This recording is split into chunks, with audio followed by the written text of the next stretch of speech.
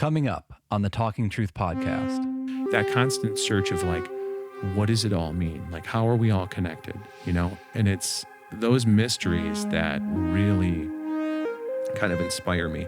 I call that like the flow. Mm-hmm. When you kind of let your mind go and you just become like one with the song. I don't like to dismiss things like, oh, I don't believe. I just like to hear, well, tell me about that. Like the unexplained mystery of shapes. That one had to do with more like life and death. Mm-hmm. This one has to do with like kind of like good and evil, like the balance. Yeah. So it's always about like balance. When I've kind of looked back on it, and I don't know why.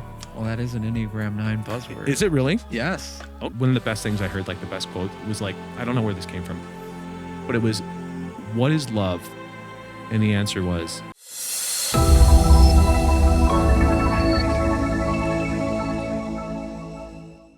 what does the Enneagram 9 essence look like, and how might that come through in musical expression? Understanding the difference between essence and personality is such a big part of working with the Enneagram. I like to think of it like this. Essence is how you naturally express yourself and relate when you're feeling whole, whereas personality describes our defensive strategies, how we attempt to feel whole, often counterproductively, either through compulsive doing or avoiding. Now, a lot of Enneagram content on social media really focuses on personality. You'll see videos like the 9 types at a bar or at work. And hey, while that stuff can be funny, the reason those memes often land is because they highlight our stereotypical or cliched personality defense patterns. And while our quirky obsessions can make for good humor, they don't usually show us the essence or the deeper, more whole expression of each Enneagram point. That's where I think music can be such a powerful mirror. To put it poetically, music is the voice of the soul.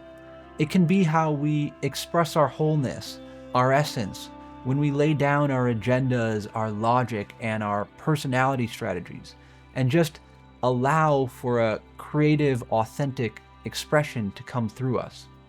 So how does the 9 essence, which is calm, unifying, spacious, and grounded, come across and get translated in music? To explore that, we'll sit down with my good friend, drummer, and music producer, Andrew J. Lynch, and talk about his music, his creative process, and how that might reflect those qualities of essence that really sit at the heart of Enneagram Point 9. All right.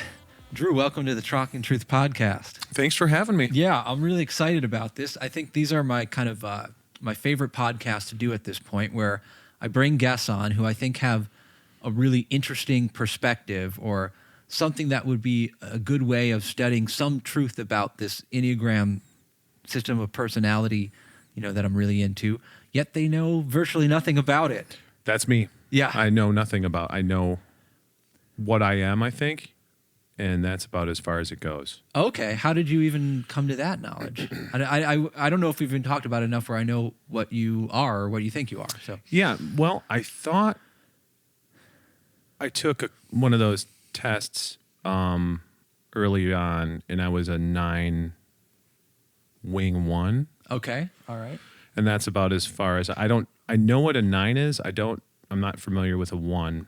Okay. Where you just bits, and then I looked to see who was like what celebrities was like a 9 wing 1, and Mr. Rogers came up. So all right. Do you identify with Mr. Rogers? Are you feeling I the love Mr. Mr. Rogers Rogers. vibes? Okay. But I don't.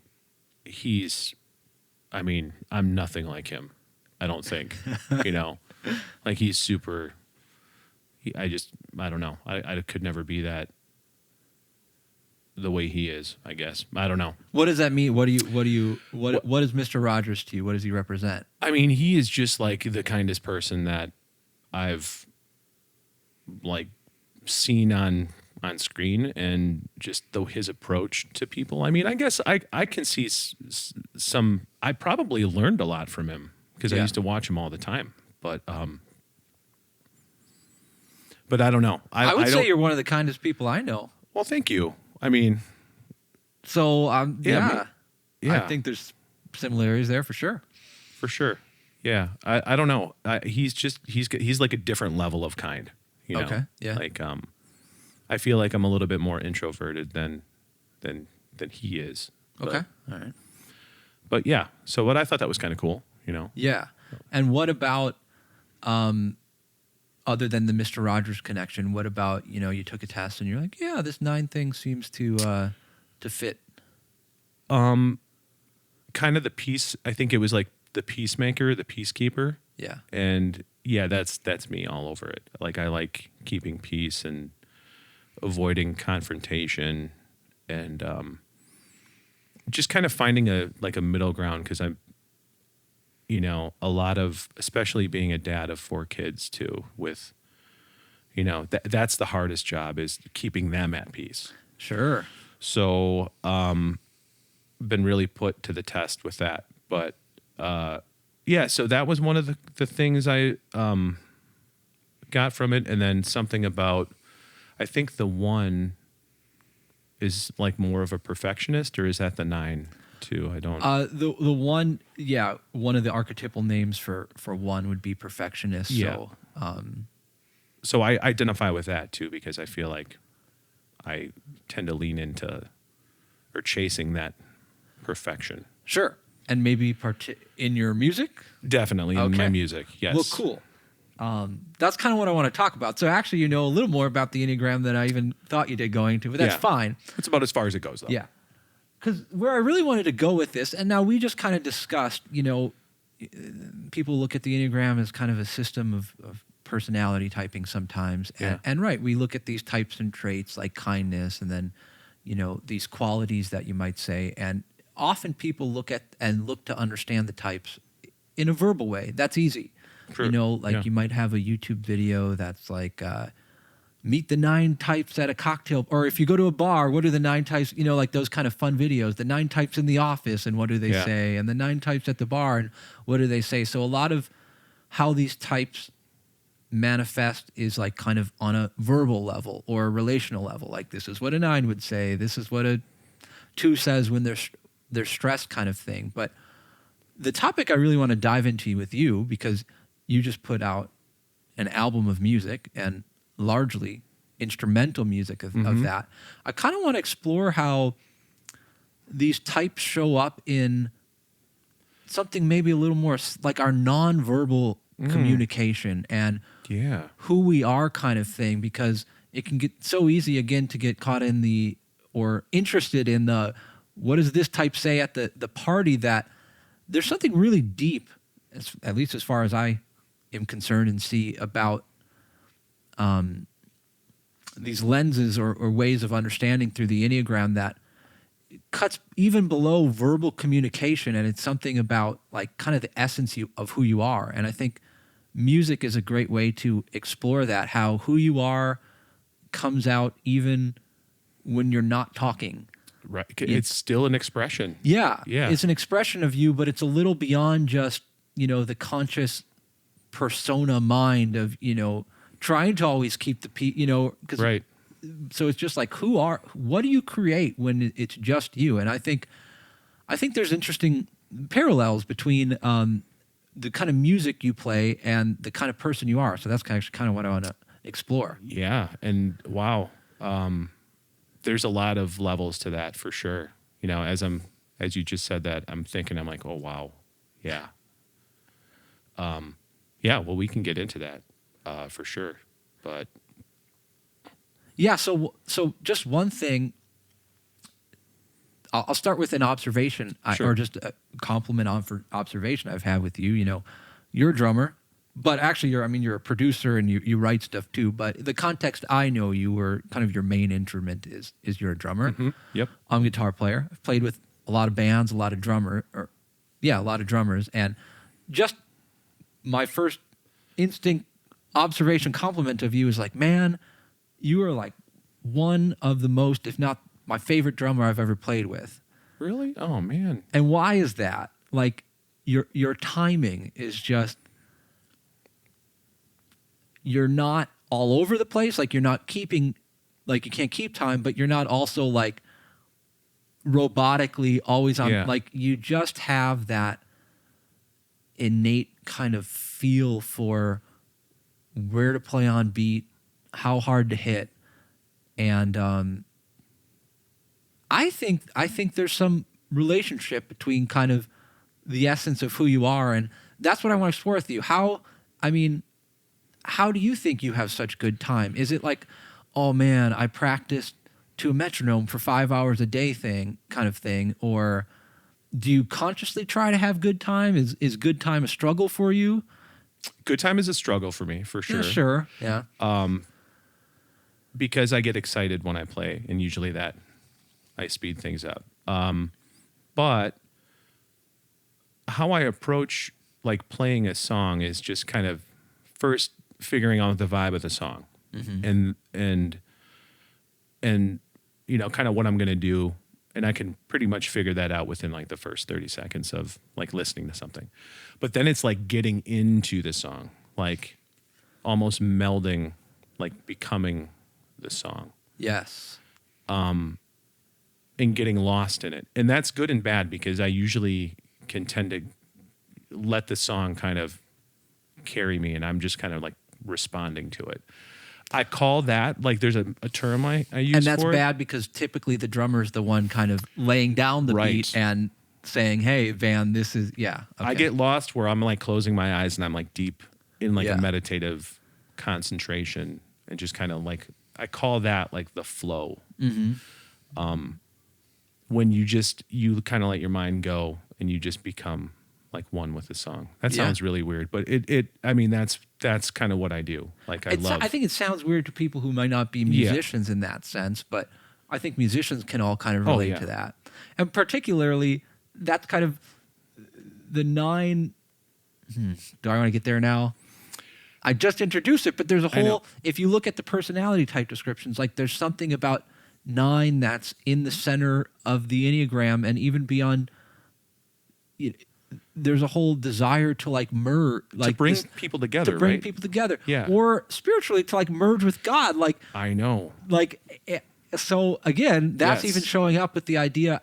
A lot of musicians would talk about being in the moment and being present, but I think it's even interesting the language, to merge with the song, to become one with the song, kind of absolutely, and to bring people together. Like listening is probably the thing I do the most while playing, is like opening my ears to what is the guitar player doing, what is the bass player doing right now, what is the singer doing, and then kind of responding in real time, like to that. And that's that's good and bad, because sometimes I get too excited and the guitar player might do a lick and I might like follow that lick. Or like trying to, I don't, just like, I hear you, like, so, but that's, that's the funness of like playing with people and collaborating, and just the magic happens in that flow state. And you're great at catching it. And that's what I love. Like in The Winter Blows, we collaborated. Yeah. Laura's saying something like, there's chills down my spine, and you're doing this drum brush thing that just sounds chilly. Yeah. It sends ripples up my spine. Endured this ache many a time. Oh, the winter comes along. Yeah.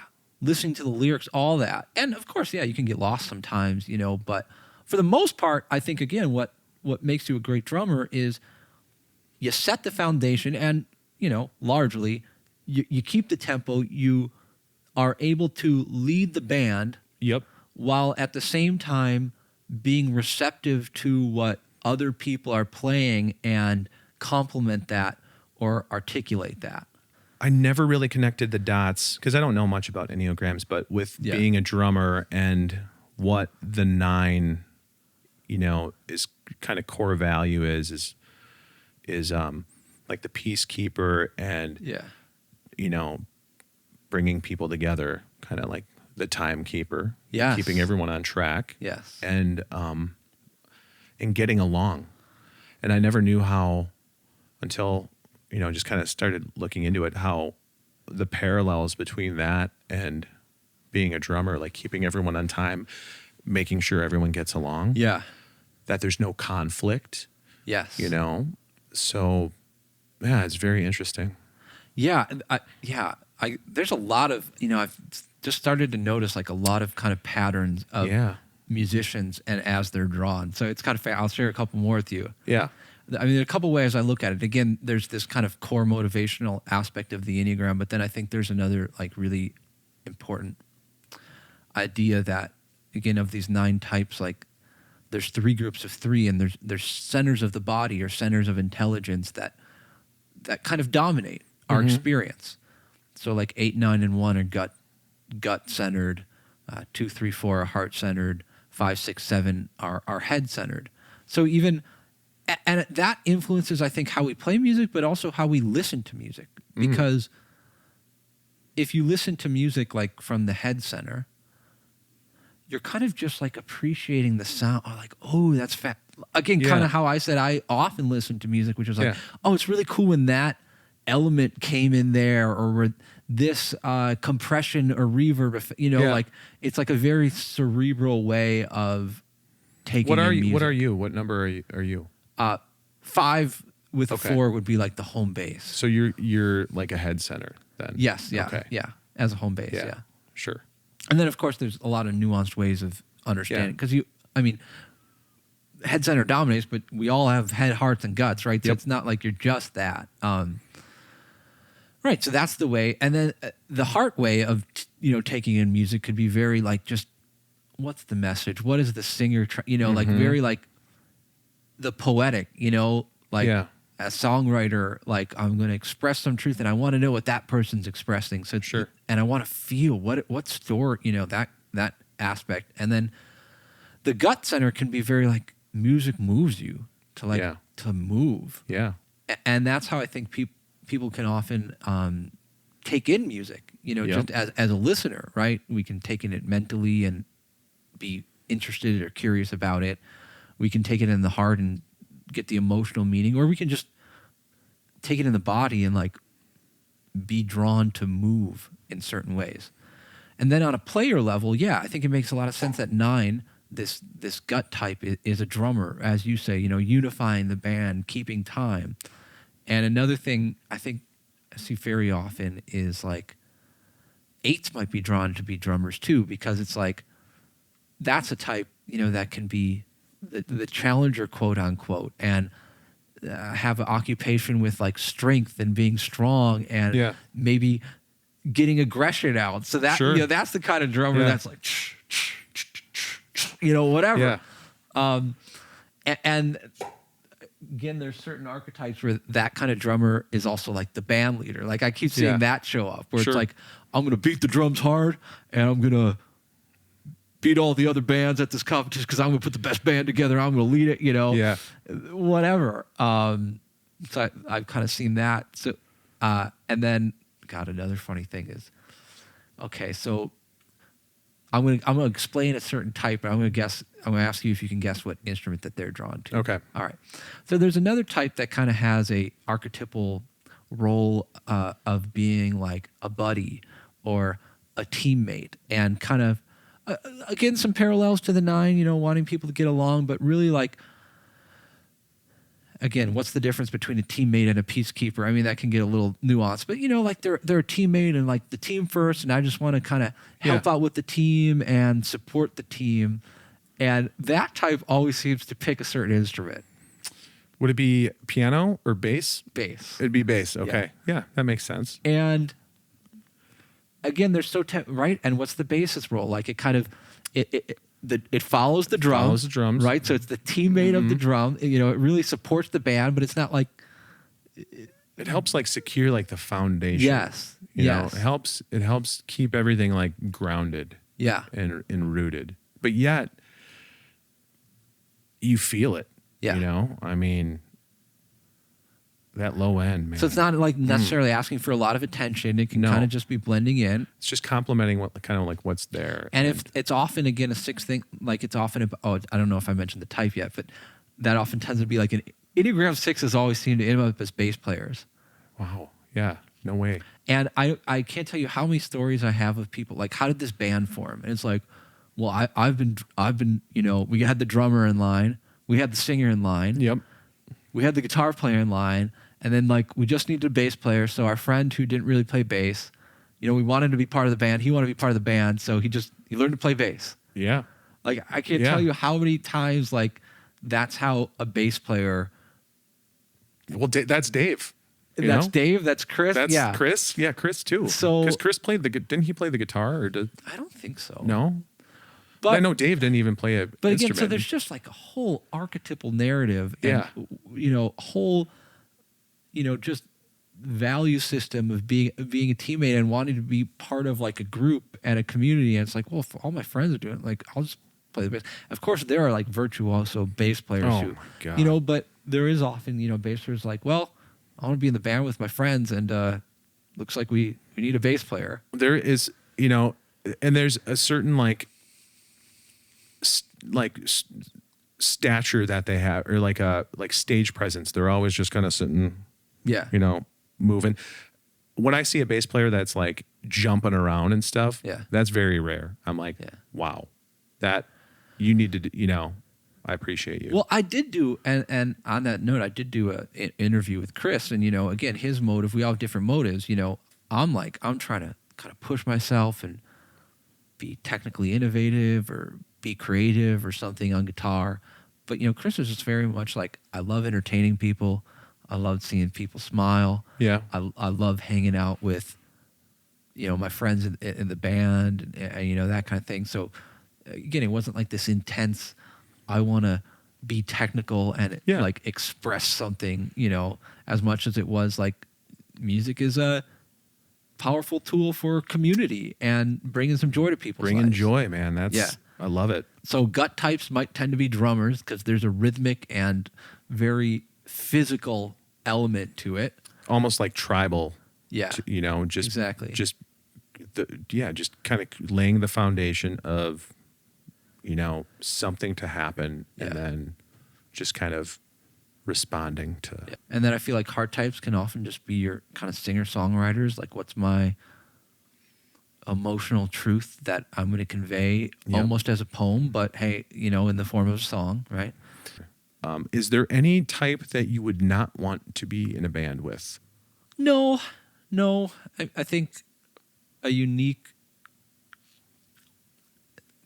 Again, sometimes these typologies can get very like stereotypical and cliche, and certainly anytime you're typing, that's something to like be wary of. And the Enneagram isn't immune to that because that's just a way that our brains could relate to information, But I think a unique thing about the Enneagram is that, again, because as we were talking about before, there's a motivational realm and not just a trait realm. Sure. And there's the way to look at it from, am I getting fixated in fear or am I acting out of love? Right. So built into the Enneagram, there's a understanding that there are healthy expressions of a certain type or pattern, and there are unhealthy expressions of it.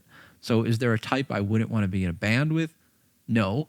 There are unhealthy iterations of a certain type that would create problems, but there are also beautiful expressions of that type that would add a lot, to the kind of the point we were talking. Everyone has unique gifts, and if you were someone who's really great at sharing that, every type brings something awesome to the musical table. For sure. And every type can be a pain in the ass if they're stuck in, their fixated way of relating. So, yeah. Do you feel like your knowledge of that helps you navigate those situations or conversations like a lot easier because you know kind of who you're dealing with, and it changes the way you might like phrase something so you don't offend? Or do you just kind of silently allow it like to play out and then kind of go back and Yeah, I think there respond can be later? so many ways to it where it's kind of informative of maybe how to approach a topic. It can maybe be informative of, is this an opportunity I even want to get into? Because I kind of Sure. see this pattern. The problem there is like, you can always see where things could go wrong, or you could see where things could be awesome, and you don't always know until you get Yeah. in and try stuff out. I don't know. Does that answer? Yeah, Yeah. absolutely. Okay. Yeah. I feel like for you kind of have an advantage because, you know, I think it allows you to be a little bit more understanding when you're dealing with someone that might have like the stereotypical traits. Yeah. And yeah, it just allows you to just kind of navigate those challenges with ease and confidence. Sure. You know? But I don't, I often wonder how that works, with being in a band with so many different personalities. I mean, we were talking about bass players, and my first couple bands, the bass players they were the biggest struggles. They're like the biggest Personality-wise? Personality-wise. And it was mainly like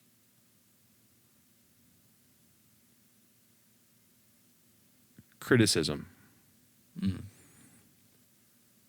Giving it or receiving it, or them receiving it. So like giving it just like criticism. Hey, you could. Yeah, like you say one thing, it's like I'm plugging my bass, I'm out. Yeah, I'm leaving. Like, you know what I mean? So it's like, so that's been, giving critiques, because I'm very hard on myself. Sure. Like I strive for perfection, and it's just something I don't ever think I'm going to get there. It's like, I never walk away with a show and I'm like, that was perfect. That was so perfect. Sure. I always try and do that. But I'm always like, I'm hard on myself, because I want it to come across like it is perfect. And I don't know why that is. I don't know why, but at the same time, like I don't allow it to consume me where I get so down on myself that you got to be careful, because that strive for perfection drives me to get better. It's like a driving force. Yeah. So it's like, what if I could achieve perfection like tomorrow? Mm-hmm. What happens then? It's like, you just plateau. Yeah. I'm not going to, Or you lose the relatability. Often a good example, I think is like, perfection and music like kind of rarely go together. For the example that we just talked about, or way earlier in the podcast talked about, I think a good example of this is like striving for perfection, but then you get it and it's like, it's cold, right? Or it's unrelatable. Or robotic, maybe. The drum thing, exactly. Yeah. I think that's a lot of people's turn off with, we get these tools now, auto-tune, Melodyne, or in the case of drums, you can perfectly quantize drums to a grid. Mm-hmm.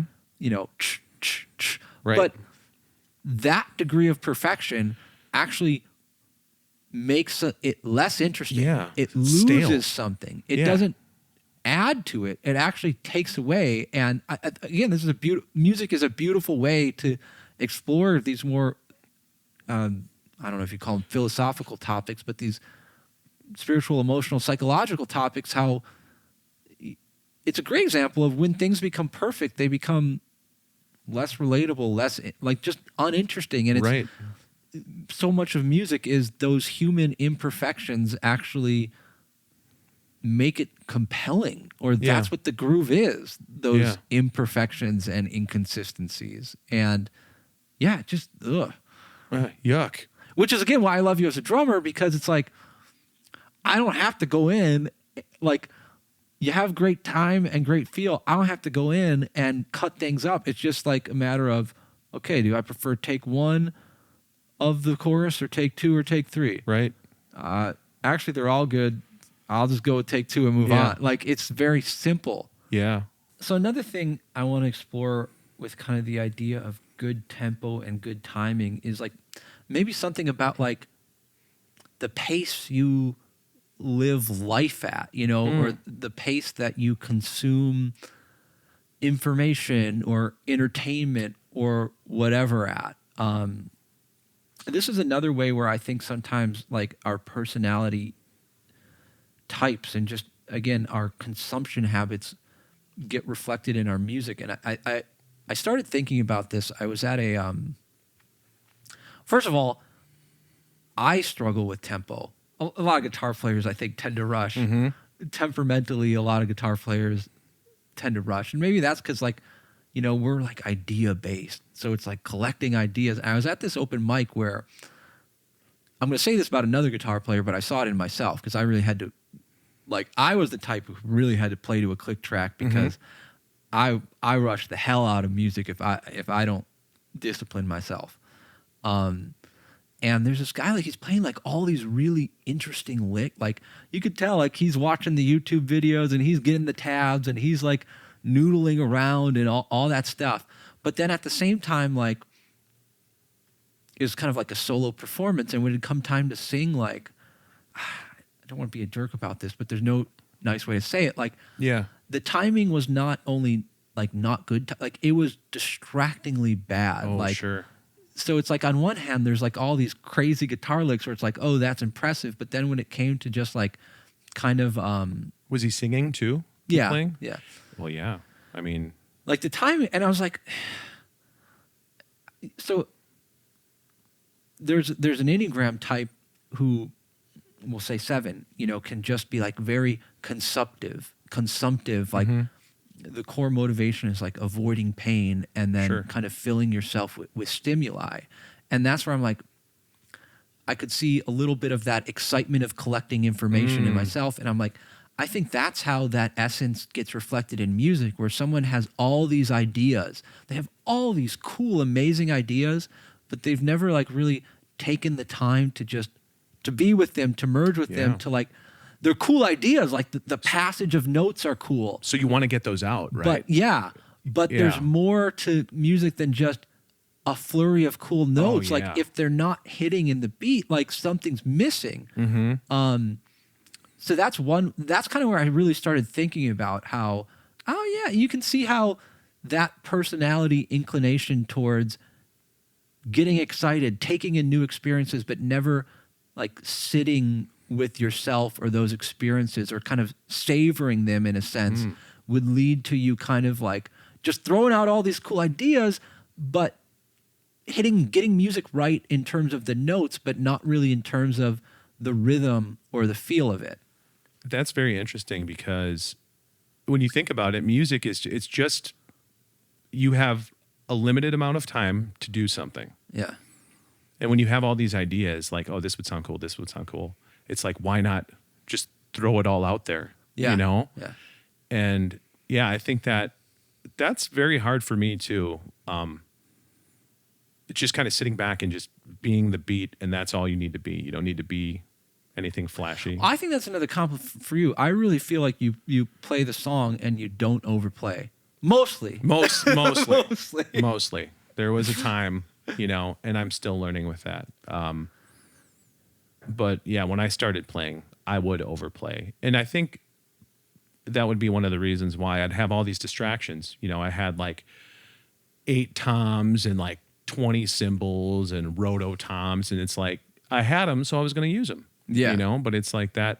And now you play a pretty stripped down It's kit. a very stripped down kit. So like just a rack tom and a floor tom and like 3 cymbals most of the time. Yeah. And kick and snare and hi-hat. But yeah, and that, you know, I think playing even more stripped down, just like a kick, snare, and a hi-hat, which I've played on some acoustic gigs, that really taught me to like, oh, I don't need all this stuff. You know, Yeah. I can still lay down a really nice beat and still kind of do some cool things with like rim shots and Or hey, we play a bluegrass song and you just play literally a snare, I just right? played a snare drum, and that was, you know, that's awesome. So I like the challenge of, I think the challenge of playing less or playing more with less and playing less with less was a really good move for me, because the more I have, the more I'll play. Like if I use another drum, there's been times I think, last year I was we were sharing a drum set, and this drummer had like all these toms. And I miss it because I was just, you know, it was like a jungle gym back there. I just they were there, so I played them. Yeah. But yeah, I don't think that's always good, you know, for my style. So I really have to like discipline myself to not, you know, get so excited about all these bells and whistles that, you know, I don't always have the opportunity to play. But Yeah, totally. So kind of back to the, I guess the little premise that I was saying about how our personality, influences maybe the type of music we're interested in, but also how we play the music that we're interested Yeah. in. So I'm trying to uncover more facets of why you might be such a tasteful drummer, why you might have good time. And again, that idea of the pacing you live life at, because it's like you can practice to a click track, but you can beat yourself up, and Yep. you don't always develop good timing. So like, is it, do we start going into like woo concepts, like the pace that you live life at? So one thing I think is significant, especially in this age for a musician, you don't do the whole social media thing. Yes. So tell me more about that. How did that decision come about? Or what values went into that? Well, I think it was a conversation my wife and I had like early on. And then it takes me like an hour to write a paragraph. That makes sense. You know? So, that I was just like, I'm not really interested in like the Facebook updates and stuff. And I see people but not a lot of people are particular. I mean, people can get very consumptive on Facebook. Yeah. It's not like, very how do I time-consuming. totally articulate myself Yeah. in a paragraph? So, Exactly. And it's right. I think it's just time consuming. Yeah. And I like spending my time doing other things. So I kind of had to pick and choose, like, what do I want to do? And that kind of hurts too, because self-promotion, like I don't really do Yeah. a lot of that. But I don't really care to do any of that. I think I occupy my time with what's most important to me and my family. And to me, it's just creating music and playing it. So with that, there's sacrifices that have to be made. And, social media is one of those. And I'm okay with it. Yeah. As far as like the pacing of life to like linking that to the way I play, I think you're onto something when you say, oh, what did you say again? Well, even if you're the type that's really going to get, chasing success or chasing social media can make you very scattered or anxious type of thing. So even if you're the type that says, you know what, my priorities are music, my priorities are family, I'm not going to get that scattered. I think that, just not being on social media kind of, I think, slows down the pace of your life a little bit, because you're not consuming so many conflicting things that move you in so many different directions. It's very distracting. And not just the social media, but even like watching other drummers is distracting, because I think with the more content that we have available to us, like I've never experienced imposter syndrome like the way I experience it now. Like watching, like I could find thousands of drummers that are like so much better than me. Like, you know what I mean? Yeah, yeah. And then it makes you think, it's like, holy crap, why am I doing this? Am I even, so I deal with that quite a bit lately too. But I think that has a lot to do with, just the having all that at your fingertips, you can but I also learn things from it too. So it's kind of like a double-edged sword. Totally. You can let it kind of affect you negatively, or you can, let it kind of help you. And, there's a lot of really good information out there. So I think just doing what I've been doing and being okay with that, and just having this openness to kind of what comes my way. Like I feel like I'm very blessed and lucky to get to do music like as a career. Yeah.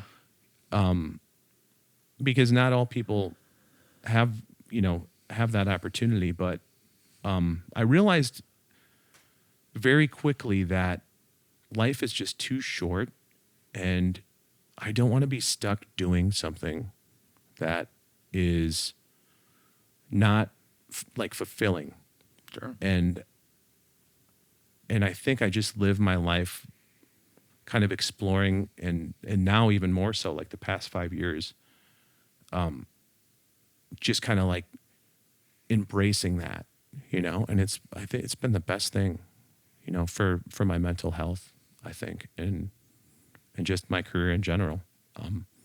So yeah, I kind of approach things that way, you know, is, hey, I'm lucky to do this. Yeah. This is what the task is. And, you know, I don't know. I think I went off on a completely different tangent there. As do kind of psychological, you know, exploration podcasts tend to go. I want to transition more specifically now. You know, we talked about your timing and your feel as a drummer. Go into some of the music that you choose to make. Yeah. And you know, you mentioned being a professional musician, which the paid portion I think is largely being a drummer in other people's bands. But then there's also this creative outlet of yours that's making unique original music, and you have a CD coming out and all that. So, all right, that's the terrain I want to go in now. Cool. I'm trying to think if Well, you said something that really resonated with me early on, and it was, you know, the essence of like the 9 bringing unifying Yes. together. And wow, I mean, that's what a drummer does, right? It keeps everyone together. So I never really thought about it like that, but even more so in my original stuff, the main like focus was just bringing different musicians together that have never met each other, and just creating something just really special by unifying these different talents and passions. Because that's ultimately what I'm attracted to is like, man, you know, like you, for example, when I saw you in Up All Night play, like I was instantly like, your whole band, I was like, man, Holly's so good. Elliot's so good. I was like obsessed with you guys. Nice. And I even called Chris and I'm like, hey man, could I, like he'll probably, I think he'd probably remember this. I'm like, could I come to like a rehearsal and like, you know, just jam with you guys? And because that kind of, when I see passion in other people, it is like a magnet for me to like be a part of, like not really be a part of it, but like help them realize that, you know, they have something special. Because I don't see that a lot, but I do see it. And when I see it, like it's like a moth to a flame. Like I'm just like obsessed. Yeah. You know, and so with this project, like that's kind of how I embraced this one and the past one too. Just who are the musicians that like have that fire inside of them? Yeah. And then what can we do with that? Like how can we collaborate to make something beautiful? And I think I'm really proud of the record that that's going to be coming out or might be out now, but depending on when you release the podcast, but Hopefully before your record. Your record comes out June 21st. Yeah. We should be out before then. Cool. Yeah, but I'm excited for people to hear it. And that is like the whole essence of my workflow with this. It was just bringing people together, you know, bringing the music together.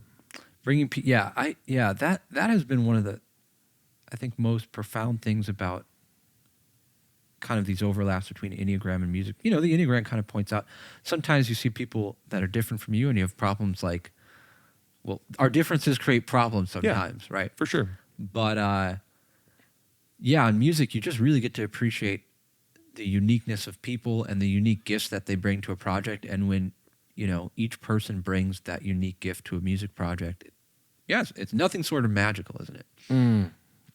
I love, it's that magic. It's that what Bob Ross was talking about, like happy accidents. Like that is a real thing.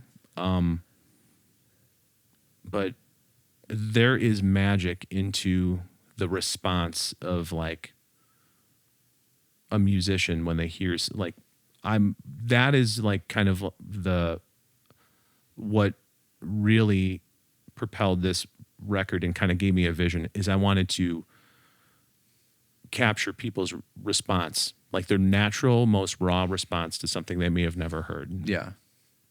And I think, I think it was achieved, and yeah, that's one of my like idol producers, Steve Lillywhite, who produced like U2 and Dave Matthews Band, who's a huge influence of mine. But listening to what he said and how he would capture like something just so natural, and it would like make the record, and you just hear that all over like his records. You're just like, wow, these little nuances just like make the song so much better. They like just give it life, and that's kind of what I was trying to achieve with this project, is how do I make these instrumental songs not boring, but how do I achieve like some type of life within them? Yeah. Let's use that segue to actually Cool. play a song from the album and Okay. kind of get some context for, well, we're talking about music. Let's hear music, and then we'll dive into it a little more. So what do you think is a good representative song you'd like to play? Well, I think Sand is kind of reflects that, so we could maybe play a little bit of that. All right.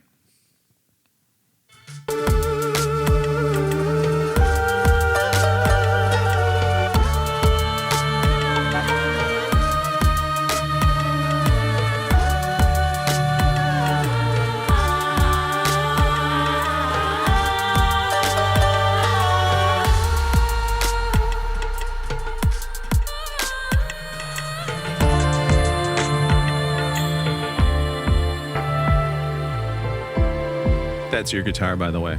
Yeah.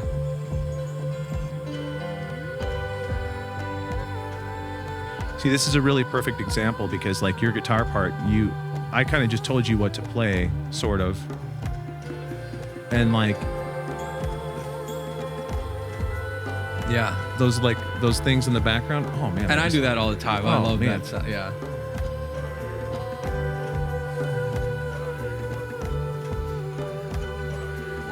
So Sammy Ray and Emma are like the female vocalists in here, and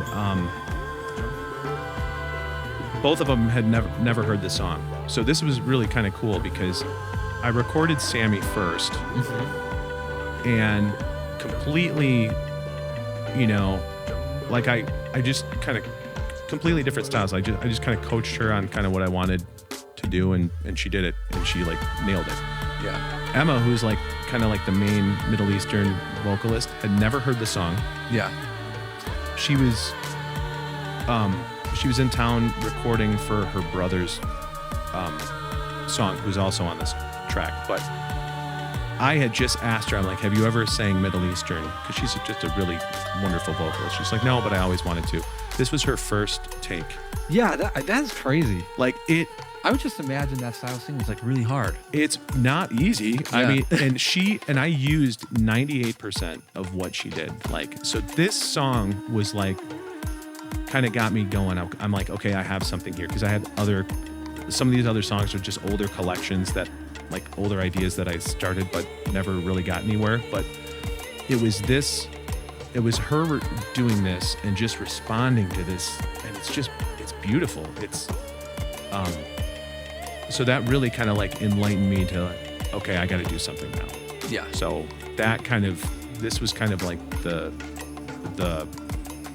basically the spark to light the fire to get something moving. Cool. And I wasn't actually sure on what it was going to be, but I knew that I wanted to do more of that. Mm-hmm. And that's kind of what I did. Like you and Laura. I mean, Laura's another perfect example of she didn't know what she was going to record. And I used a lot of her ad-lib stuff because it was just so, like, the response was so true to what the song needed. Yeah, just whatever the first instinct. It was the instinctual, like, it was just that response that just made it like, oh my God, like now I can't hear it without, you know what I mean? So it was like a happy accident. She didn't know what she was going to sing, but she sang it, and you know, I think there's just a real beauty, and the magic is like, that's where it comes from. Yeah. So, yeah, I don't know. And with, you know, I think different people are different too. So some people do really well with just playing something they've never heard. And then others like to write something. So I think that was really cool on this song, because I think I just kind of coached you on what to play this for was this. pretty simple and just kind of, I'm not going to even try to figure something out. We'll just get in the studio. And I love it, because you did some amazing stuff. But then searching Skywatchers, like you wrote your guitar solo. Yes, And I mean, I love it. I don't think anyone could have just done that. So, you know, there's like a time and a place for those things. But some people could. And speaking again of differences, I don't know. I mean, I'm starting to appreciate, but yeah, that level of improv would not come naturally to me. I think very much like a composer sometimes. Yeah. Yeah. Yeah. And I mean, and for that song, I think I just said, think like Ozzy Osbourne or something like that. Yeah. And you were like, all right, done. And when you sent that to me, I was like, wow. Like it was awesome. Well, let's have a listen to Yeah, that. you gotta hear All right. this. You gotta hear Elliot shred this solo. I keep talking about music on this podcast, but you know, what does it actually sound like? We'll get like the song up to. We'll just jam. I mean, I might cut out some of the beginning of this, but Yeah, we can talk during it, but when your solo comes, yeah. we need to just pay attention. But anyway, so like you have, like stylistically, I asked about Sam, but then just in general, it's like, okay, we got some tabla, some kind of Eastern percussion, we got chimes, we got a lot of like ambient synth, we got some guitar stuff going in there. Like you have a very distinct kind of sound in general, I think. Yeah, I love instrumental music when it kind of invoke some type of emotion. I've always been into that. You know, when you're like watching a film and, you know, you might be like sad, there's a good chance that the music accompanying that scene is like super sad. Yeah. And that always like intrigued me. How can you make someone cry through like a form of medium, you know? And then weaving, you know, I mean, we could go into that, but the way music and like in film just kind of dance together to create like the vibe. Is it possible for music to do the same thing without visuals? Can you create your own visions? I think so, right? I Because think you it can. creates our own. Yeah. For sure. And there's so many composers that can do that like far better than I can, but I love creating like this song is like creating uneasiness. So like, you know, it's like the search for truth in, you know, I think the premise behind it is like once you discover like the truth, it's like, do you really want to know? Like, you know, so there's like a sinister element behind it. So here's where your solo comes in, like right after the sax. And this sax solo is great too. It's Peter Newmer on sax. Amazing.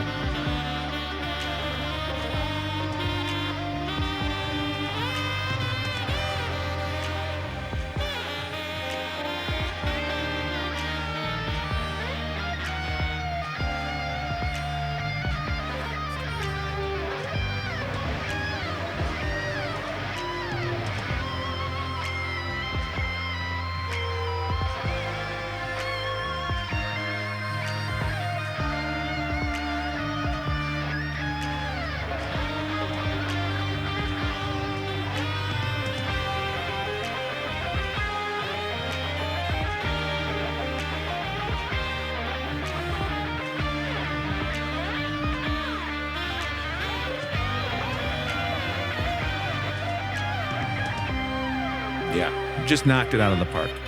Cool. Completely. Thank you. I love this song. It's great. Yeah. All right. So next, this is instrumental music. Mm-hmm. It's meant to evoke emotions. Some of the other stuff you have is like quite kind of calming, like meditative type of stuff. And again, it's instrumental. So, on one hand, you could just call the song, Suite in B minor or something like that. But I think you're pretty intentional in a lot of your song titles, and there seem to be some kind of recurring themes. So I kind of want to also explore that. Let's look here. I got quite a few of. Oh my gosh. I Andrew forgot I gave Blick those to you. CDs. You got some rare ones, man. Those aren't even available. Yeah, all right. Well, But I do have some of those left. So I mean, if you're really interested, all right. Put them on eBay, and we'll get people bidding them up. Okay, so let's hear. We have well, first of all, The World is a Victim. That's an interesting CD title, kind of psychedelic. Mm-hmm. And let's see some of the titles: Map, Compass, Lost UFO, The World is a Victim. All right, now we have Atlantis and the Aries, Yes. Gods and Pawns, Mm-hmm. Paradigm Paralysis, Secrets of the Pyramids, Yeah, there's even Quest, pyramids there. Mind Reader. All right, then we got Parallel Worlds. That's a fun Yeah. thing to think about. That was my first one. Cosmic Breeze Portal, Norman's Odyssey, Beyond Parallel Worlds, The Ninth Gate, Structures, Portals. Oop. Structures, it was about reading the astronaut, like you can read like on the NASA website, you can read like the transcripts from like the Apollo missions and stuff. Yeah.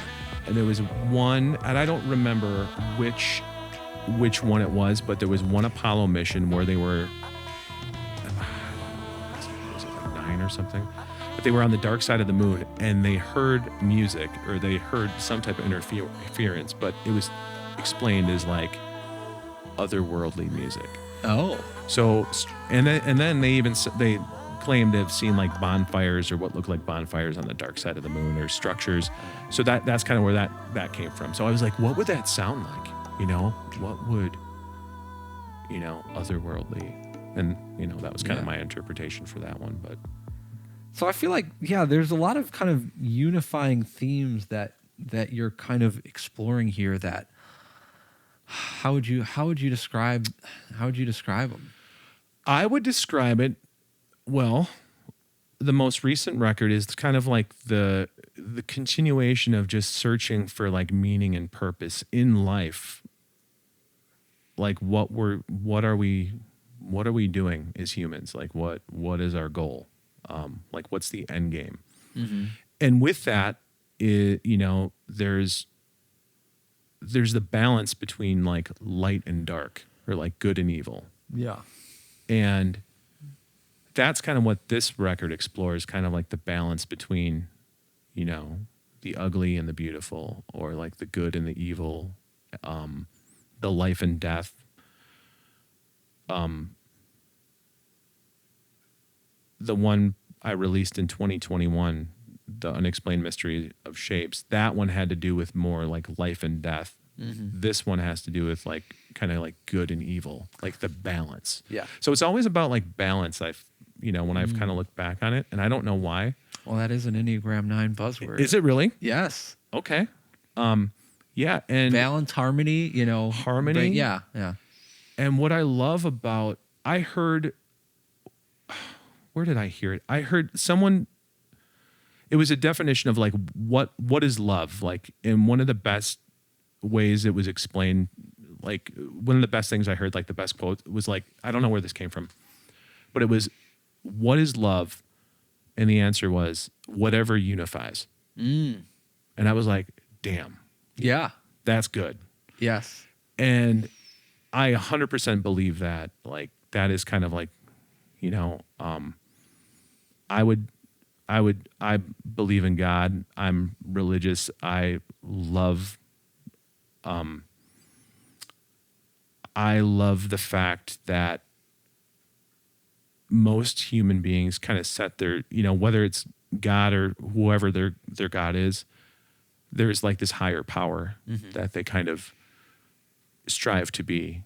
Yeah. And with that, like, what is our purpose here? Like, it's not to be alone. It's to like unify and like be together and live in harmony with people. And I think that was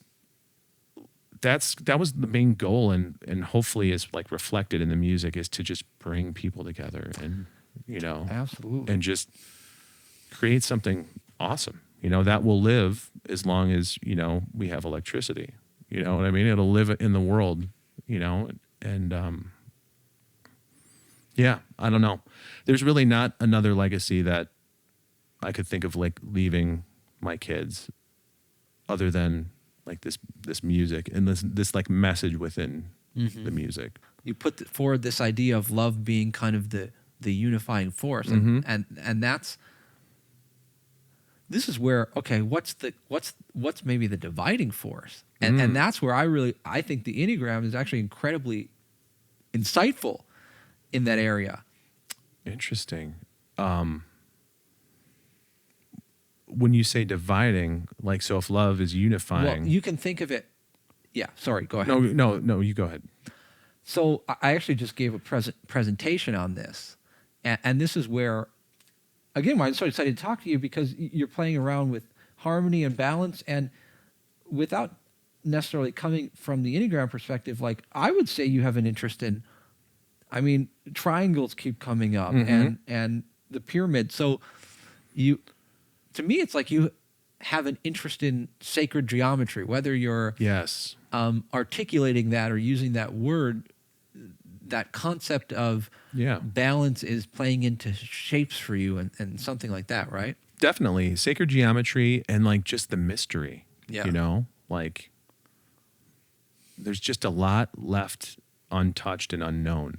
And that's where I'm like, it's fascinating. There's a lot of info in the Enneagram. And that's fascinating to me too, because that plays a role into it. And then, you know, and this might sound like a dumb question, but like astrology and the Enneagram, how do those things interplay? Ooh. Because that's a completely different, but there's like this connection between all of them. So I don't know where to go, but yes, I'm fascinated with shapes and pyramids and just sacred geometry, because I mean, look down to our cells, you know, I mean, the tiniest little particles, you know, are like spheres. Yeah.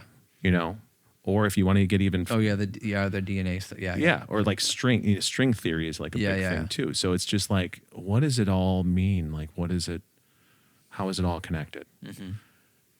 And it's just that never-ending search for like the knowledge to know like what our ancestors knew. Yeah. So here's, I think, the basic actually premise that I'm laying. You talk about love as the unifying force. Yes. And you can think about that in the world, right? Like, love brings us together. We come together as a community. But I think one thing that the Enneagram really makes me appreciate is, I'm going to try and lay out a general premise here.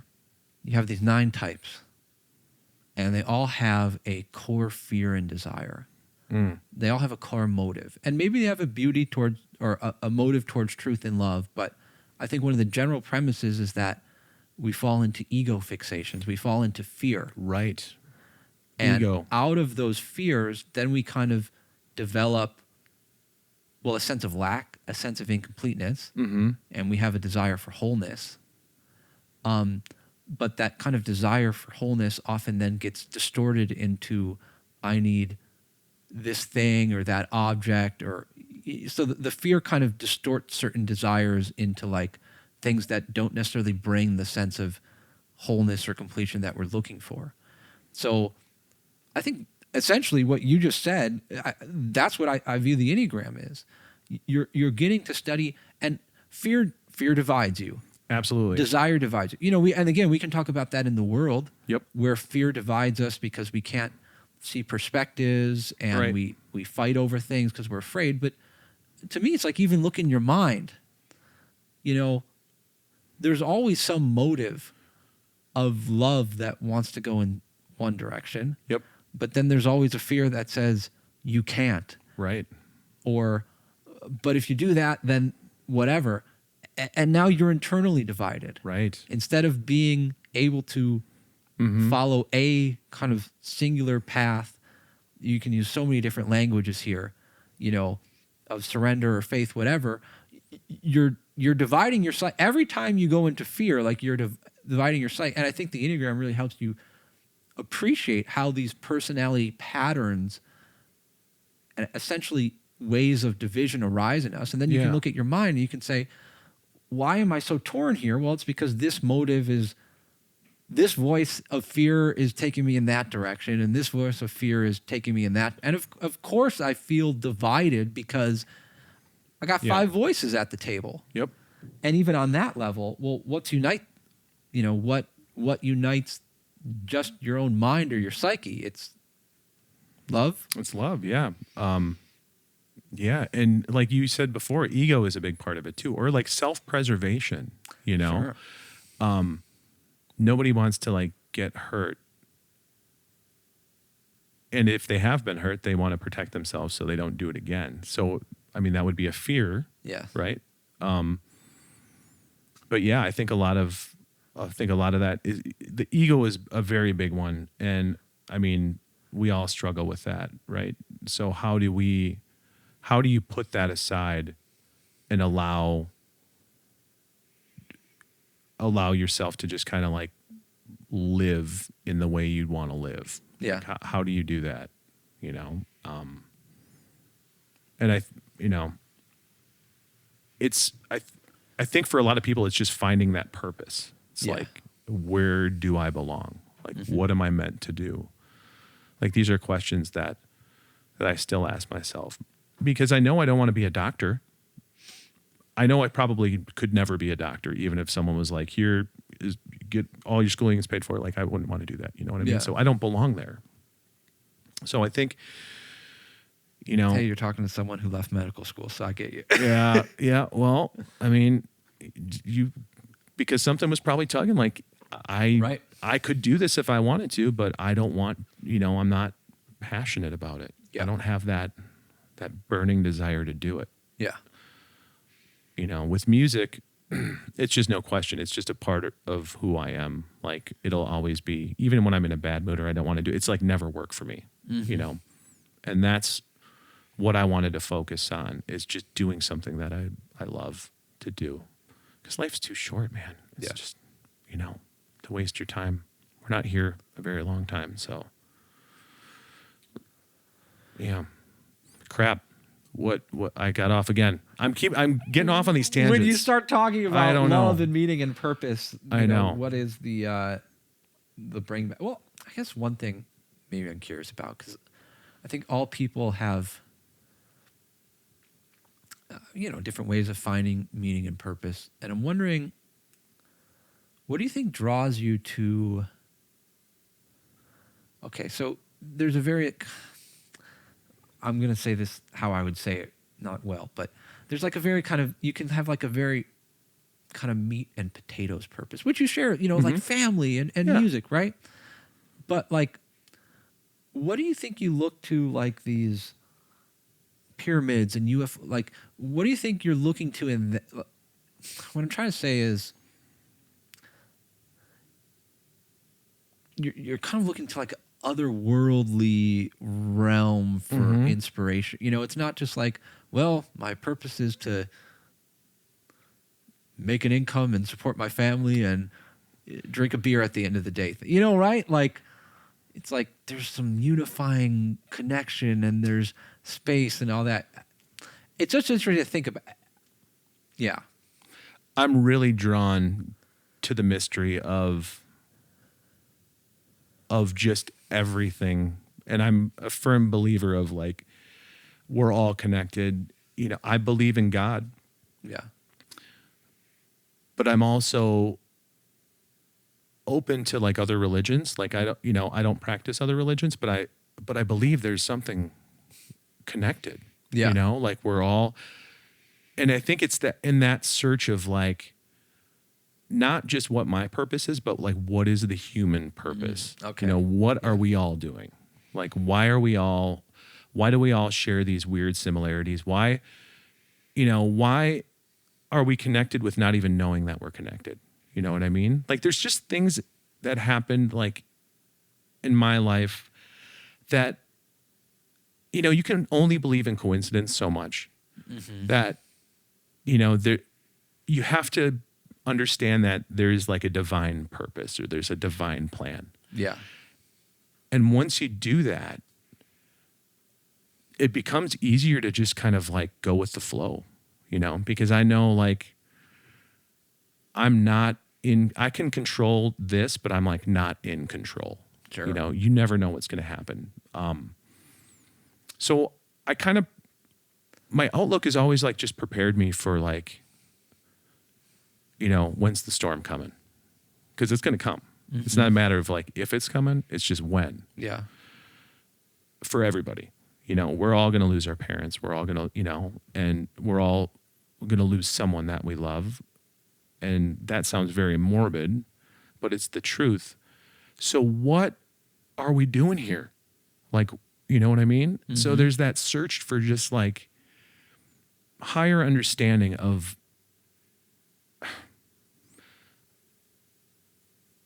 like a more definitive answer. Maybe we're just not meant to understand it because it's just way beyond what we can grasp but it's just that constant search of like, what does it all mean? Like, how are we all connected? And it's those mysteries that really kind of inspire me. And they've opened me up to just a bunch of different things. Like I'm very accepting to like the information. Like I don't like to dismiss things like, oh, I don't believe. I just like to hear, well, tell me about that. Like, tell me about, like I got friends that believe in other religions and I love picking their brain about it because at the end of the day, it's very similar. It's this very similar belief structure. And like, at the end of the day, it's just treating people how you want to be treated. It's love. So I don't know.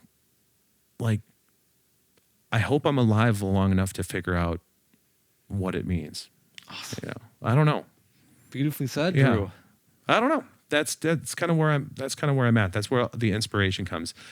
That is another thing because music, like instrumental music, it's a language. Like, can someone listen to one of those songs and like have an emotional response? Mm-hmm. And I mean, I'll listen to it. And there's a track on there I can't listen to it because it just makes me think of something. It like connects the dots for me, and it just like makes me like I like weep uncontrollably. But can you communicate with somebody with no words, with just like just musical? Like, how can music make you respond? So, I mean, I don't know. I look for that, and I see it in, my idol's music and just any music that's out there. Like you can, not any music, but a lot of music that's out there. Yeah, I got to be careful. But that's kind of what I'm going for. That's kind of like the drive behind, what I do when I compose and create. It's just to try and invoke some type of emotion. And I guess people would compare it to like score music or like video game music or, Well, awesome. Thank you so much for coming on. And as much as you have instrumental music, I think it's been fascinating and so many other things to hear your conscious perspective on life and your experience and your reality. And I think it'll be super informative for anyone who kind of knows about the Enneagram. I think we hit kind of a lot of really cool points. And is there anything else you feel we didn't hit? No, I don't think so, man. I really appreciate you having me. Like, I enjoy your company and love you as a person. And thank you for inviting me on this podcast. And I think we've covered a lot of ground. How long has this been going? Well, I actually don't know when we started, so I can't say that. But maybe hour. Dang, man. And a half. I feel like we could talk for much longer about this. Yeah, there were definitely a couple topics that could be their own tangent. But should we just end? I think just to sum up everything we've kind of been talking about. I think you have kind of a beautiful thank you in the liner of your CD that kind of just sums up a lot of what we've already talked about in a nice little bow tie to wrap up the podcast. Why don't you give it a read? All right, let's see. What do I got here? Okay, it says, to all the incredible musicians, family, and friends who poured their time, talent, and energy into this album, thank you. Your voices, instruments, and unwavering support have shaped this music into something greater than I ever could have created alone. And that's 100% true. Yeah. If love is anything that unifies, then this album is a reflection of that love. I'm beyond grateful to share this journey with you.